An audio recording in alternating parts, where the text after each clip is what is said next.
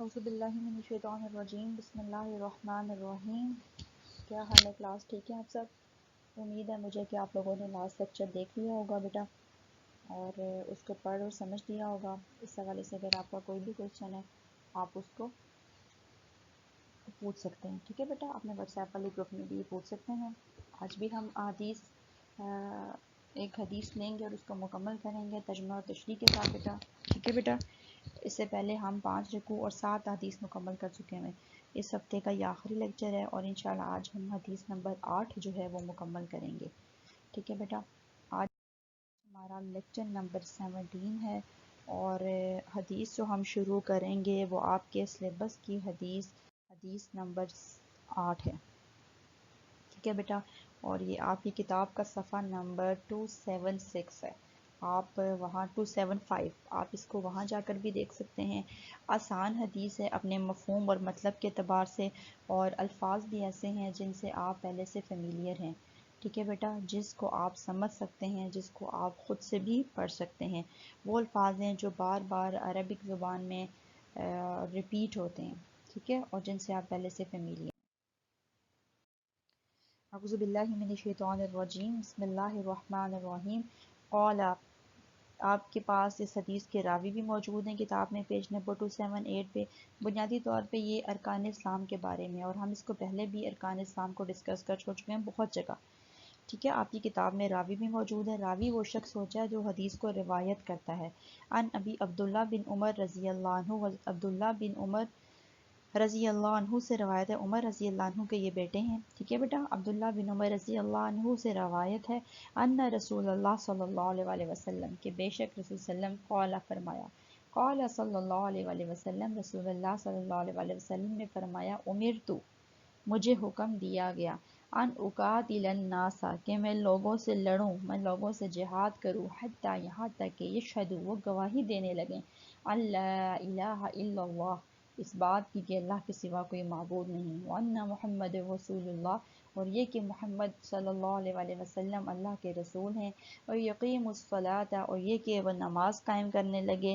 وآتوا الزکوٰۃ اور یہ کہ وہ زکوٰۃ ادا کریں، وَإِذَا فَعَلُوا اور جب وہ ایسا کرنے لگیں، ذَلِکَ ایسا، اور جب وہ ایسا کرنے لگیں یعنی وہ اللہ تعالیٰ کو ایک ماننے لگیں، محمد صلی اللہ علیہ وسلم کو رسول اللہ ماننے لگیں، نماز قائم کرنے لگیں اور زکوٰۃ دینے لگیں، جب یہ چاروں کام وہ کرنے لگیں، فَإِذَا فَعَلُوا ذَلِكَ جب وہ ایسا کریں، عَصَمُوا تو انہوں نے بچا لی، عَصَمُوا انہوں نے بچا لیا، منی مجھ سے، دماءہم اپنا خون، واموالہم اور اپنے اموال،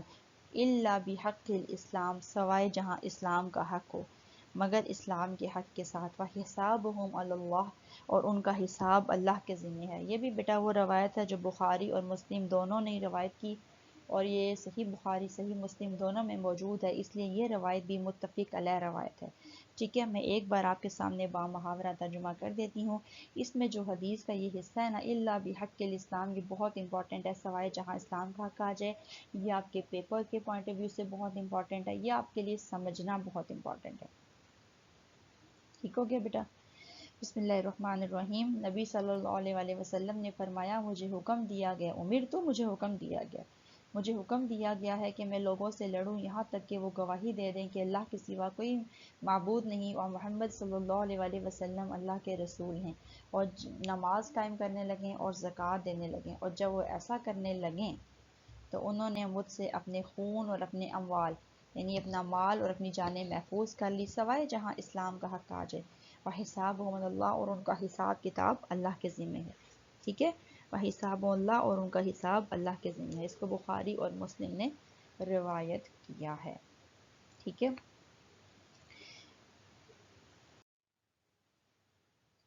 یہ آپ کے پاس راوی کے ساتھ بھی موجود ہے، عن ابن عمر رضی اللہ عنہ جو میں نے آپ کو بتائی، اور آگے نبی صلی اللہ علیہ وسلم کے الفاظ بھی موجود ہیں، اور یہاں پر آپ اس کے یہ بھی دیکھ سکتے ہیں کہ اس سلائیڈ میں بیٹا کہ آپ کے پاس روایت جن کتابوں سے ہو کر آئی وہ بھی آگئی، بخاری اور مسلم، اور ہر وہ روایت جو بخاری اور مسلم میں موجود ہوتی ہے ہم اس کو متفق علیہ روایت کرتے ہیں۔ بیٹا یہ کچھ چیزیں میں بار بار آپ کے سامنے بیان کرتی ہوں، ریپیٹ کرتی ہوں، اور وہ اس لیے کرتی ہوں کیونکہ یہ پیپر کے پوائنٹ آف ویو سے بھی بہت امپورٹنٹ ہے، پلس جنرل نالج کے لیے بھی۔ آپ الیکٹیو کے اسٹوڈنٹ ہو، آپ کو یہ چیزیں پتہ ہونی چاہیے، ٹھیک ہے. اب جو یہاں چیز بیان ہو رہی ہے، ٹھیک ہے، ایک تو جہاد کی فرضیت ہے. نبی صلی اللہ علیہ وآلہ وسلم کو اللہ کی طرف سے حکم دیا گیا کہ آپ نے کفار کے خلاف جہاد کرنا ہے اور جنگ جاری رکھنا ہے.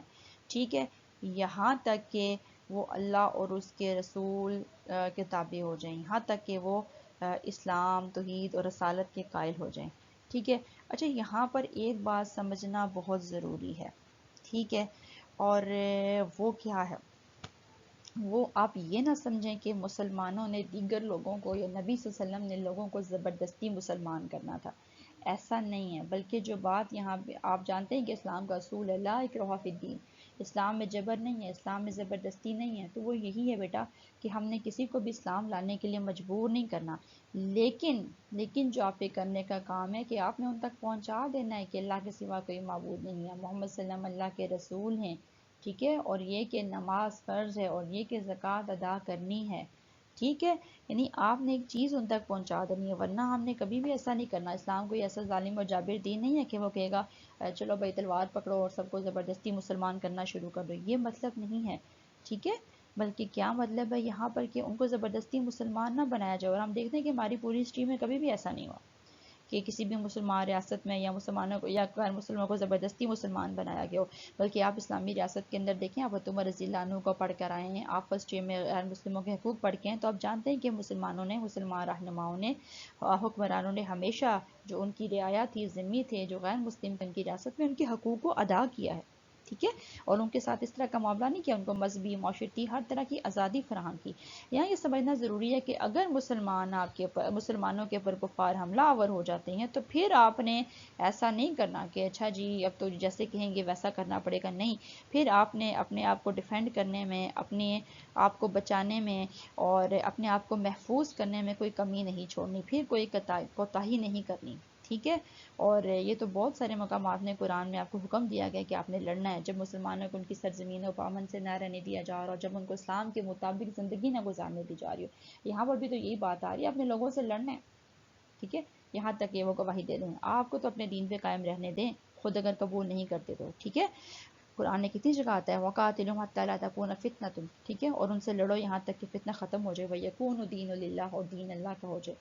تو یہ تو بے شمار مقامات پہ اس کا ذکر ملتا ہے. اور توحید اور رسالت، یعنی آپ نے اپنے دفاع کے لیے تلوار اٹھانا آپ کے لیے جائز ہے، آپ کے لڑنا جائز ہے، تاکہ آپ یہ تمام ارکان بخوبی انجام دے سکیں. ٹھیک ہے، اور یہ دیکھیں سارے جو ہے نا، یہ آپ کے دین کے بنیادی چیزوں میں سے. توحید اور رسالت کو دیکھ لیجئے، اس کے بغیر تو کوئی شخص مسلمان ہی نہیں ہو سکتا، ہم اس کو مسلمان ہی تسلیم نہیں کرتے. ٹھیک ہے، تو جو شخص توحید کا، رسالت کا اقرار کرے گا وہی مسلمان ہوگا. تو بہت ضروری ہے. اسی طرح اگر آپ نماز اور زکوٰۃ کو دیکھ لیجئے تو توحید اور رسالت کے بعد جو چیز سب سے امپورٹنٹ ہے وہ نماز ہے. ٹھیک، اور زکوٰۃ ہے. ایک جسمانی عبادت ہے، ایک مالی عبادت ہے. تو ان دونوں کے بارے میں مسلمانوں کو کلیئر ہونا ضروری ہے. اگر کوئی مسلمان ان کے ساتھ جو ہے وہ ایسا کرنے سے انکار کرتا ہے، یعنی بظاہر تو وہ مسلمان ہے لیکن نماز قائم نہیں کرتا، زکوٰۃ ادا نہیں کرتا، تو پھر ایسوں کے خلاف جہاد کرنا جائز ہے. جیسا کہ آپ دیکھیں کہ خلیفہ اول حضرت ابوبکر صدیق رضی اللہ عنہ نے کیا تھا نبی صلی اللہ علیہ وسلم کے بعد. آپ جانتے ہیں نا کہ فتنہ ارتداد یعنی مرتد ہو جانا، دین سے پھر جانا. تو اس وقت لوگ کن کن شکلوں میں دین سے پھرے تھے. کچھ نے کہا تھا ہم نماز قائم نہیں کریں گے، کچھ نے کہا تھا ہم زکوٰۃ نہیں دیتے. ان کا خیال تھا کہ اللہ کا پیغمبر، اللہ کا نبی جو ہوتا ہے وہ زکوٰۃ کلیکٹر ہوتا ہے، وہ زکوٰۃ اکٹھے کرنے والا. انہوں نے کہا جی زکوٰۃ اکٹھا کرنے والا رہا تو ہم بھی زکوٰۃ نہیں دیں گے. بعض نے جو ہے وہ مرتد ہو گئے، نبوت کا دعویٰ کیا. ٹھیک ہے، مختلف مسائل تھے، اور سارے مسائل فتنہ ارتداد، دین سے پھر جانا اسے کہتے ہیں. اور اس وقت عمر کے مقابلے میں جو کہ سخت مشہور تھے، سختی پائی جاتی ہے ان کے اندر دین کے احکام کے بارے میں، ان سے زیادہ سخت رویہ تو ابوبکر صدیق کا تھا، جن کے بارے میں نبی صلی اللہ علیہ وسلم کی ایک حدیث ہے کہ میری امت کے ساتھ سب سے زیادہ رحم کرنے والا ابوبکر صدیق ہے. اس وقت انہوں نے سختی کا مظاہرہ کیا. اور جب حضرت عمر نے انہیں کہا کہ آپ انہیں کچھ ریلیکس کر دیجئے، تو ابوبکر صدیق رضی اللہ عنہ نے کیا جواب دیا؟ اگر میں اس طرح کروں گا تو دین تو بازیچہ اطفال بن جائے گا، دین تو بچوں کا کھیل بن جائے گا. جس طرح بچہ کھیلتا ہے تو اپنی مرضی کرتا ہے نا، وہ رولز اینڈ ریگولیشن کا خیال نہیں رکھتا. آپ نے بھی یہی فرمایا کہ پھر کیا ہوگا، ہر شخص کا اپنا دین ہوگا. ٹھیک ہے، اور آپ نے کہا خدا کی قسم جو شخص نبی صلی اللہ علیہ وآلہ وسلم کے زمانے میں بکری کی رسی کے برابر بھی زکوٰۃ دیتا تھا وہ اب ضرور دے گا. دیکھیں بکری کی رسی کتنی سی ہوتی ہے، 3-4 فٹ اتنی ہی ہوتی ہے. بکری کتنی اونچی ہوتی ہے. ٹھیک ہے، اتنی سی زکوٰۃ بھی اگر کسی کی بنتی تھی تو وہ ضرور زکوٰۃ ادا کرے گا. ٹھیک ہے، اور بعد میں صحابہ کرام نے دیکھا کہ اس وقت جو آپ کی سختی تھی وہ دین کو قائم رکھنے کے لیے بہت ضروری تھی. ٹھیک ہے، جو لوگ اس طرح قابو نہیں ہوئے آپ نے ان کے خلاف باقاعدہ جہاد کیا، جنہوں نے زکوٰۃ دینے سے انکار کیا، ٹھیک ہے، جنہوں نے نبوت کا جھوٹا دعویٰ کیا، رسالت کے وہ قائل نہ رہے، نبی صلی اللہ علیہ وسلم کی نبوت آخری نبی ہونے کے قائل نہ رہے، آپ نے ان کے خلاف باقاعدہ جہاد کیا، ان کے خلاف باقاعدہ جنگ یمامہ لڑی گئی تھی، فرسٹ ڈے الیکٹو میں آپ یہ سارا پڑھ کر رہے ہیں، ٹھیک ہے، یہ چیزیں ہو گئی، آپ کو سمجھ آ گئی کہ یہ چیزیں ضروری ہیں۔ اب مسلمانوں سے بھی اگر بعض لوگ ایسا کرتے ہیں، یعنی ان کا انکار کرتے ہیں توحید و رسالت کا، نماز کا، زکوٰۃ کا، لیکن مختلف فرقے بن چکے ہیں مسلمانوں بھی، تو پھر کیا ہوگا، ان کے خلاف لڑنا بھی، لیکن لڑنا ہم میں سے ہر شخص اٹھ کے کھڑا نہیں ہو جائے گا، یہ ریاست کا کام ہے، ٹھیک ہے، یہ جو صاحب اقتدار ہوگا، یہ جو بھی قاضی، یہ جو جس کے پاس بھی اتھارٹی ہوگی وہ یہ کام کرے گا۔ وَإِذَا فَعَلُوا، جب ایسا کر لیں، یعنی جب انہوں نے ایسا کر لیا، اب دیکھیں جب لوگوں کو اپنی غلطی کی سمجھ آ گئی، یا انہوں نے جو ہے وہ دوبارہ سے درست رویہ اختیار کر لیا، توحید و رسالت پہ مان لیا ہے، نماز قائم کرنے لگے، زکوٰۃ ادا کرنے لگے، تو پھر کیا ہوگا، پھر اسلامی حکومت کا فرض ہے کہ ان کے جان اور مال کو تحفظ فراہم کرے، ٹھیک ہے، یہ اقرار کرتے ساتھ ہی کیا ہوگا، اسلامی ریاست کا فرض بن جائے گا کہ ان کے جان مال اور عزت کو تحفظ فراہم کرے، ٹھیک، اللہ بحق الاسلام، سوائے جہاں اسلام کا حق آ جائے۔ بیٹا یہ بہت امپورٹنٹ حصہ ہے، اس سے مراد یہ ہے کہ اگر کوئی فرد، کوئی قوم جو ہے وہ حدود سے تجاوز کرتے ہوئے کسی جرم کا ارتکاب کرتی ہے تو پھر اس کو سزا دی جائے گی، ٹھیک، اللہ بحق الاسلام، یعنی اگر تو یہ معاملات درست کر لیے پھر تو ٹھیک ہے، ان کے جان اور مال محفوظ ہو گئے، لیکن اگر وہ درست نہیں کرتی اللہ بحق الاسلام تو پھر یہ اسلام کا حق ہے کہ ان کی جان لی جائے، پھر ان سے لڑا جائے، وقاتل الناس، پھر ان لوگوں سے لڑائی کرنا جائز ہو جاتا ہے، کیونکہ یہ اسلام کا حق ہے کہ اس کی صحیح بنیادوں پر اس کو قائم کیا جائے۔ مثال کے طور پہ قتل جان لینا جائز نہیں ہے، لیکن کوئی جان لیتا ہے تو بدلے میں اس کی جان لینا اسلام کا حق ہے، حدود میں سے آ گیا نا، ٹھیک ہے۔ اسی طرح دیکھیں اگر کسی نے زنا کیا ہے تو اس کو 100 کوڑے لگائے جائیں گے، اس کو آپ معافی نہیں دے سکتے، حدود کے معاملے میں معافی اور رعایت نہیں ہے۔ کسی نے چوری کی ہے، وہ سرقہ کا مجرم ہے، چوری کا مجرم ہے، اس کا جرم ثابت ہو چکا ہوا ہے، تو پھر کیا ہوگا بیٹا، اسلام کا حق ہے کہ اس کا ہاتھ کاٹا جائے۔ اسی طرح کسی شادی شدہ نے زنا کیا ہے تو اس کا اسلام کا حق ہے کہ اس کو سنسار کیا جائے، اس کو پتھر مار مار کے ہلاک کیا جائے، ٹھیک ہے، جو راستوں کو لوٹتا ہے، رہزنی کرتا ہے، اس کی سزا ہے کہ اس کے ہاتھ اور پاؤں مخالف سمتوں سے کاٹے جائیں۔ اللہ بحق اسلام کا مطلب یہی ہے بیٹا کہ جہاں اسلام کا حق آ جائے وہاں خاموش نہیں رہنا، وہاں پھر سزا لینا، جس کے پاس اختیار ہے، ہم میں سے ہر شخص نہیں، میں پھر کلیئر کر رہی ہوں، جس کے پاس یہ اختیار تھا اس کے لیے لینا، قانون ہے، قاضی ہے، ٹھیک ہے، جو بھی ادارہ ہے اس کے لیے جائز ہو جائے گا لینا، پھر بیٹا خاموشی اختیار نہیں کرنی، پھر آپ کے لیے خاموش رہنا گناہ ہو جائے گا، لڑنا جائز ہو جائے گا، پسندیدہ ہو جائے گا، اسلام کے حق کے طور پر پھر ان چیزوں کو نافذ کریں، ان چیزوں کو دوبارہ سے پریکٹس میں لے کر آئیں۔ وَحِسَابُهُمْ عَلَى اللَّهِ، اور ان کا حساب اللہ کے ذمہ ہے، ٹھیک ہے۔ اچھا اب یہ دیکھیے کہ اگر کوئی شخص یا قوم جو ہے وہ یہ کہتی ہے کہ بظاہر کچھ چیزوں کا اقرار کر لیتی ہے جس کی بنیاد پر ان کو معافی مل سکتی ہے، اور یعنی اب یوں کہہ لیجئے کہ ظاہری طور پہ اسلام کا اظہار کر دیتی ہے، تو شرعی حکم یہی ہے کہ ایسے شخص کو پھر قتل نہ کیا جائے، اس کے مسلمان ہونے کو قبول کیا جائے اور اس پر کفر کا فتویٰ نہ لگایا جائے۔ اس حوالے سے ہمیں ایک عمر رضی اللہ عنہ کی روایت ملتی ہے کہ وہ نبی صلی اللہ علیہ وسلم کے پاس آئے اور آپ ایک شخص کا ذکر کیا کہ